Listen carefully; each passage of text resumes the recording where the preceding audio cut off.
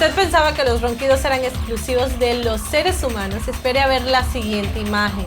Son dos hermanitos, hijos de la misma perra, que le dan vuelo a la buena vida durmiendo y lanzando pues uno que otro ronquido. Vamos a ver.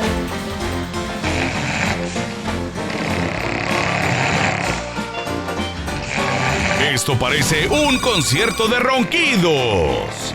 Y esta imagen nos hace creer que sí existe la buena vida. ¡Ah, qué hermanitos tan roncadores y tan insólitos!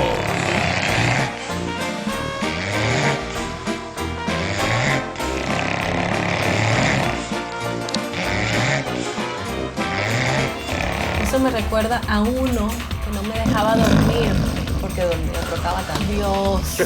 Oye, pero a mí sí me gustaría estar como unos perritos en este momento Bueno, no, roncando ellos en mi están casa. en un trance total.